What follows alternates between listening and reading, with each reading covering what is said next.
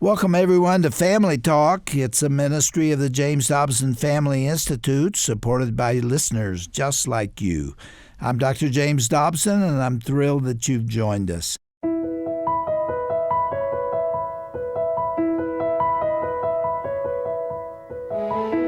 Well, welcome back to Family Talk, the broadcast division of the Dr. James Dobson Family Institute. I'm Roger Marsh. It's finally Friday, and if you've been listening over the past couple of days, you know that today we're going to hear part 3, the conclusion of an inspiring conversation featuring Dr. James Dobson and his guests, Luke and Lisa Zamperini. Now, if that last name sounds familiar, it should. Luke Zamperini is the son of Louis Zamperini, one of the greatest runners in the history of track and field, who competed in the 1936 Summer Olympics. The beginning of World War II took shape and changed the course of Louis' life, of course, as it did for many at that time. He joined the Army Air Corps and became a bombardier on a B-24 aircraft. That's where we ended our conversation with Luke Zamperini yesterday. Today we're going to pick it up at that point and hear about what Louis' life was like after he survived living in a POW camp for nearly 2 years. So now let's join Dr. James Dobson and his guests, Luke and Lisa Zamperini, on this classic edition of Family Talk. Well, Luke, you were in the midst of a story when I had to stop you, and it had to do with the end of the war. And there was a kill order issued by the Japanese military that if the Americans were to invade the homelands, Japanese homelands, that every prisoner would be killed. And that was even known by the prisoners. They knew they were living with the sword of Damocles hanging over them, and yet they were not killed. Why? Well, something happened. And one of the prison guards came to my dad and said, "Oh, there's been a cholera outbreak in a city called Hiroshima. Very bad business." And so that was the propaganda that was going out. Instead, what had happened was the United States atomic bomb military dropped an atomic bomb on Hiroshima, Japan, followed up by another bomb a few days later on Nagasaki. This brought an abrupt end to the war. This preempted an American invasion. The invasion was no longer necessary. And so the Japanese guards didn't know what to do because there was this kill order that they were supposed to execute, but they hadn't got word to execute it. They also hadn't got word not to execute it, so they didn't really know what to do. So Did they not know the war had ended? Eventually, they did. So they knew that there was a declaration of cessation of hostilities. It was still several more days before Japan formally surrendered. And at this point, the prison guards just began to walk away. So my father's life and the lives of the thousands of other Allied prisoners in the Japanese prison camp system was spared because of the atomic bomb. We look at the atomic bomb today, and people talk about it being a bad bit of history in the American experience. But it actually saved millions of lives. Not only did it save the American GI prisoners of war, but it also saved untold millions of Japanese who would have fought to the last man to stop the American invasion. And it's been estimated that perhaps 1 million American lives would be lost if they had to invade the Japanese home islands. Yes, that's correct. And so here the war's over, and now the men are just waiting at the prison camps. They don't know what to do. And all of a sudden, B-29s are flying overhead, dropping supplies. And so here they finally had food. And so what did these GIs do with it? They turned around and shared it with their former captors who were themselves starving at this point of the war. They gave it to the villagers that were surrounding their prison camps. This was just the way that the GIs were. You know, they were appreciative of finally having food, and they knew these other people were starving, and they shared it with them. Eventually, a train showed up to pick them all up and take them to Yokohama to be repatriated. And so they get on the train goes through Japan, and goes through Tokyo, and they could witness the total devastation of Tokyo from the American bombing campaign. So they get to Yokohama. The officers tell the men to get off and go into that building over there. There'll be plenty of coffee, donuts and chocolates, anything you want to eat is going to be inside there. And so everyone's making a mad dash for that building. And then there's a man standing outside going, "Hey, anybody got a good story?"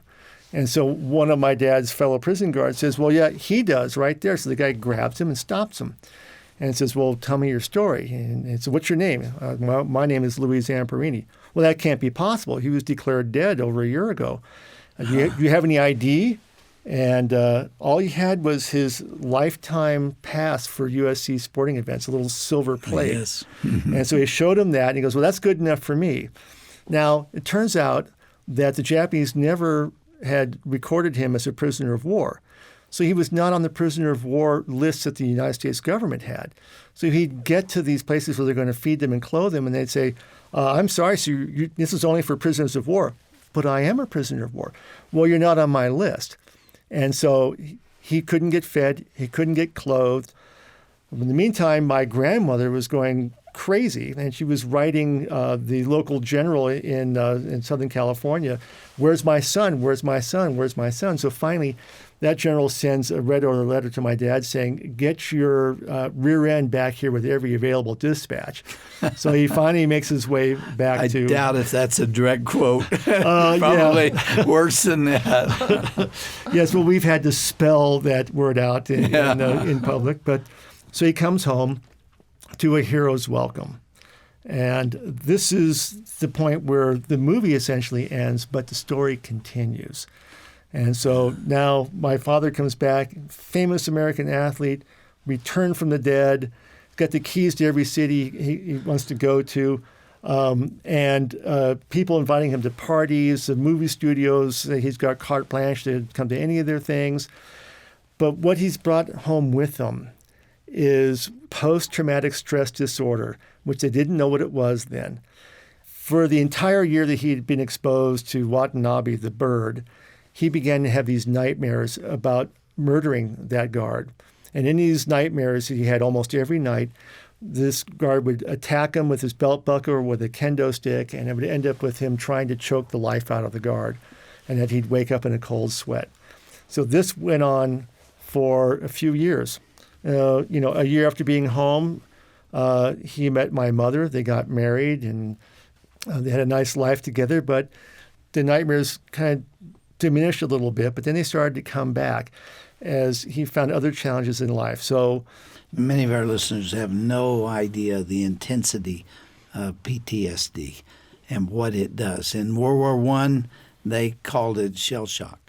And through the various wars, they had a different name for it. But it was essentially the same thing, which was the horror of what they'd seen and been through comes back. And it is a continuing struggle for survival. Mm-hmm. Yes, for Louis Zamperini, the war wasn't over. It was still raging on in his soul, in his mind. And even after being married, the nightmares continued. One night, he woke up from his dream with his hands around the bird's neck, only to discover that he was straddling my mother and had her by the throat instead. Well, that really scared her, and of course it scared him too. And so they went to the VA hospital. They didn't know what to tell him. They didn't know what it was. Life was spiraling down. He was self-medicating with alcohol. He was getting more and more irritable. He would get into fistfights at the drop of a hat. He was drinking to the point of oblivion. And it got to the point where my mother had then filed for divorce. And so everything he's tried has failed. He's just been a total failure at everything he's tried to do to earn money or to try to rehabilitate himself. It's just all spiraling out of control. And then a young couple moves into the apartment house that they were living in Hollywood, California. And they said, "We'd like to take you to hear this preacher at a tent meeting in downtown Los Angeles." And my dad, of course, wanted nothing to do with it. And they were able to talk my mom into going. Let me give some clues to our listeners. Okay. It's 1949. Yes. It's in the summertime. Yes. It is in Los Angeles. Yes. It is a young preacher. A young preacher. Guess who? Okay. The facility that they had was a big tent called the Canvas Cathedral. And this young preacher was scheduled to be there for 3 weeks. He ended up being there for 8 weeks. good thing because it took all that time to get my dad to finally go to hear him speak. So he goes to this tent meeting downtown, and he sees this guy that he was not the vision he had of a revival preacher. This was a tall, handsome, athletic-looking guy named Billy Graham. And so he goes in and he listens to the message. And when it gets to the point in the sermon where Reverend Graham is saying that all have sinned and come short of the glory of God, my dad's furious. He goes, I don't need this guy telling me I'm a sinner. I'm out of here. So he grabs my mom and heads out the door and goes home. Don't ever take me back to that place again. They get home, and my mom had said, well, because of her newfound faith in Jesus Christ that she had gotten several days earlier at the Billy Graham tent meeting, she goes, because of that, I'm not going to divorce you. And so you've got to go back with me at least one more time. So he does. He goes back the next night, and it gets to the point in the sermon where he's getting uncomfortable and wants to leave. And as he grabs my mom and says, we're out of here, they start working their way to the aisle. And then Reverend Graham is talking about something to the effect that when people reach the end of their rope and have nowhere else to turn, they turn to God. And that made my dad think about the time on the life raft where he was making promises to God. If you'll save me from this and get me home alive, I'll seek you and serve you. And he realized that God had taken care of his part of the bargain, but Louis Zamperini had not. And he said, I felt like such a heel. So instead of turning to the left and leaving the tent, he just turned to the right and went down to the stage and went to the prayer area behind the stage and found a young counselor to help him through the prayer. And he told me that when he got up off his knees, he realized he was done getting drunk, that he was done fighting. He realized at that moment that he'd forgiven his prison guards, including the bird. And up to this point, all he ever wanted to do was go back to Japan and find this guy and finish him off. And here he realized that he'd forgiven him in that very instant. So he went home that night. It was the first night in 5 years he hadn't had that recurring nightmare about killing the bird. And he never had again the rest of his life. His PTSD was gone like that. Completely different man. The next day he takes his GI-issued New Testament Bible and walks down the street to a place called Barnstall Park and sits there and starts reading it. And for the first time in his life, it made sense to him. So he got himself a flight to Tokyo. And he said, this is going to be a real test of my faith because I know I've forgiven them in my heart, but can I look at them face to face and forgive my former captors? And so he got to Japan. He was able to get permission to go to Sugamo prison, which is where the Allies had imprisoned all the Japanese war criminals, including the prison camp guards, and a lot of them. And so he was able to get in there and tell his story to an assembly of them all and tell them that he forgave them. And he could look in the audience and he could pick out the faces. I know their names by the nicknames that the prisoners gave them, so I can't repeat that. Mm-hmm. But he recognized them, and he went down in the audience and shook their hands and looked them in the eyes and said, I forgive you. And then he preached the gospel to them. Oh, and a number of them came to faith. That is an incredible story. To think of all that he suffered at the hands of these soldiers, these guards, mm-hmm. and to look them in the eye and say, I no longer hold you accountable. I forgive you because of Jesus Christ. Amen. And that story has touched people from that day to this. Now, the film ends with him going back to Japan and looking up those guards who had abused him, but not the bird. He couldn't find the bird. In fact, the implication is left in the movie that all of the guards agreed to see him except the bird. But that's not quite true. Well, what had happened is the bird hid out in the mountains of Nagano, Japan for 7 years until a general amnesty was declared in an attempt for the American government to reconcile with the Japanese. which was necessary for them to be a united front against the spread of communism in Asia. So we didn't know that until 1998 when CBS Sports did a documentary on my father's life, and they'd gone back to Japan to film scenes in their actual locations, and the producer, by mistake, found out that the bird was still alive, and he was a wealthy insurance salesman. And so they got Bob Simon, who was the narrator of this documentary, and their cameras, and they went and they found the bird, and they interviewed him. And they asked him if he remembered Louis Zamperini. He goes, "Oh, Zamperini-ka. Yeah, #1 prisoner. Yeah, knew him well." Well, then, if he was such a good prisoner, why did you beat the tar out of him every day? "Oh, he told you that." Yes. And so they began to confront him with all of the atrocities that he committed in the prison camp system. And he was admitting to it. And he also said he wanted to meet with my dad again because that's what they wanted to do, was bring him back to Japan and meet with him. But what had happened was Watanabe's son and grandson had seen the cameras and come out and were listening to their father talk. And they knew nothing of his past. And they were horrified at what he was admitting to have done on camera. They stopped the interview, and they refused to let their father meet with this American Zamperini because he'd be expected to grovel and ask for forgiveness. Of course, that was not what my father had in mind. Mm-hmm. He wanted to meet with him, put his arm around him, tell him that he didn't hold anything against him anymore, and he wanted to tell him about his newfound life in Jesus Christ. And but that meeting never happened. Louis spent the rest of his life telling this story, but the essence of it is that there's a reason why he chose forgiveness rather than revenge, mm-hmm. and that reason is the forgiveness of Jesus Christ. Right. It's hard for people to realize it, but while we were yet sinners, Christ died for us. And so the same love that God had for Louis Zamperini when he went to the cross and died for Louis Zamperini's sins, that self-sacrificing agape love, that's the same love that my dad had to have for the bird to forgive him.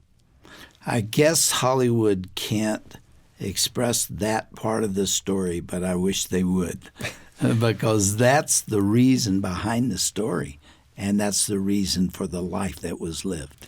Absolutely. So, Luke, your father spent the rest of his life until July of 2014 spreading the gospel of Jesus Christ and doing everything he could to tell people that Jesus loved him.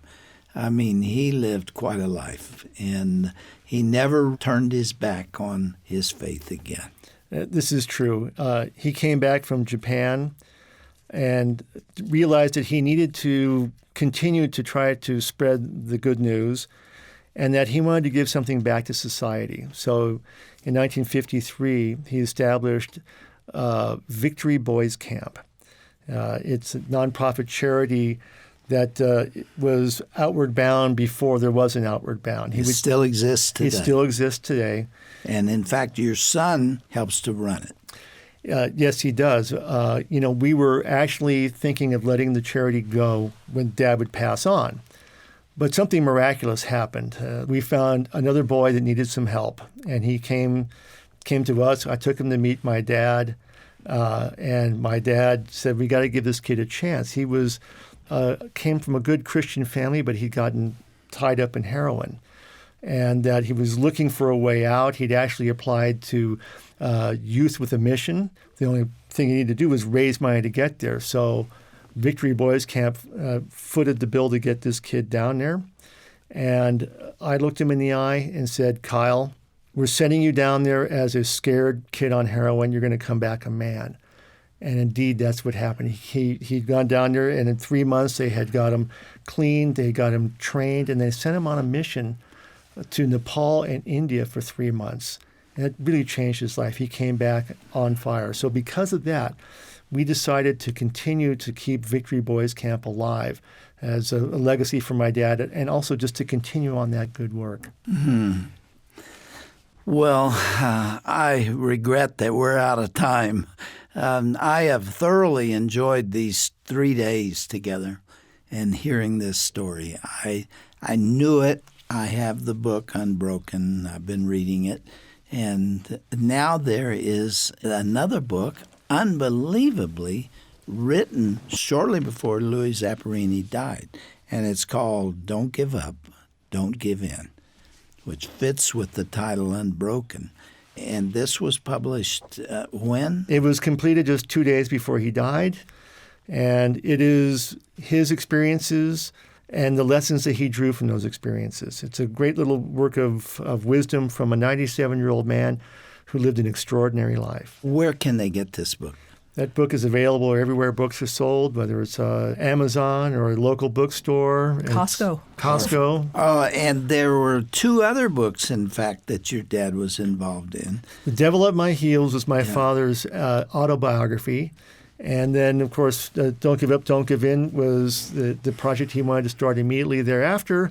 But then he got involved with Laura Hillenbrand and got Unbroken off the ground. You're proud of this man, aren't you? Oh, extremely. First and foremost, he was my dad. And he was my hero because of the father that he was. I've written a book called Your Legacy. And in it, I state that there's a difference between a legacy and a heritage. A heritage is something you give to someone. It usually has to do with money. A legacy is something you build in someone. He built something in you that is priceless. It was his legacy to you, and Lisa, to you.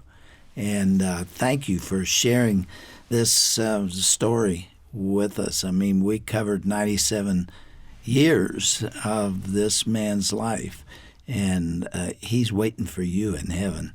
And I think there's going to be a big horde of people who are going to be clamoring to thank your dad for introducing them to Jesus Christ, despite all that he went through.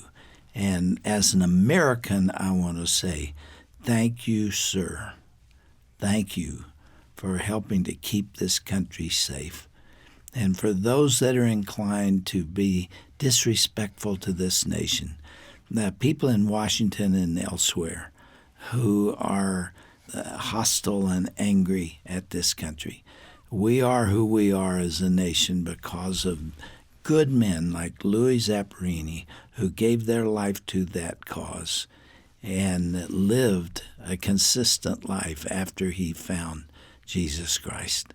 Lisa, now wonderful. You're proud of this man too, aren't you? Incredibly proud of him. Well, God's blessings to you both. Thanks God for bless being you. with Well, us. thank you. It's been an honor and a privilege to be here and to talk to you about this incredible life story.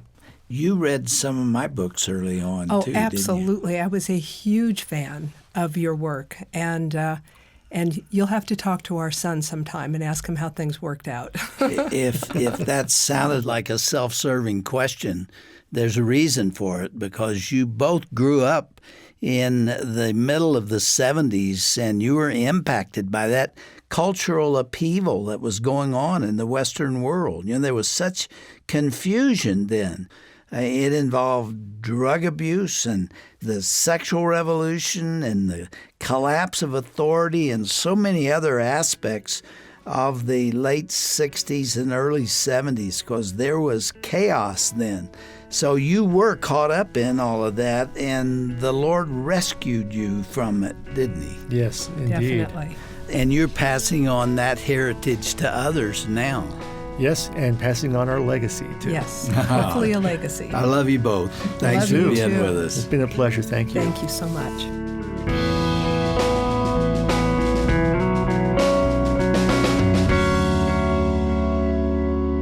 Well, that was Dr. James Dobson's conversation with Luke and Lisa Zamperini here on Family Talk. If you'd like to listen to it again or share it with a friend or loved one, all you have to do is go to drjamesdobson.org/Family Talk.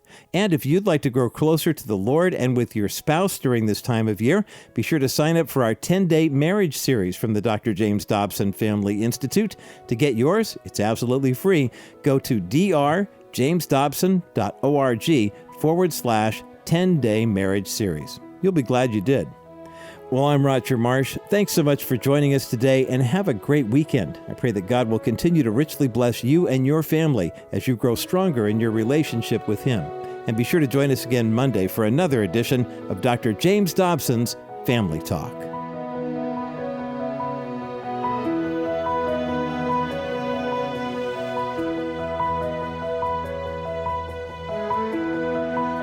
This has been a presentation of the Dr. James Dobson Family Institute. Well, thank you, everyone, for tuning into our program today. You may know that Family Talk is a listener-supported program, and we remain on the air by your generosity, literally. If you can help us financially, we would certainly appreciate it. God's blessings to you all. That's right, Dr. Dobson. And friend, thanks to generous listeners like you, Family Talk can reach more and more listeners with practical help and encouragement. To support Family Talk with your best gift, go online to drjamesdobson.org or call 877-732-6825.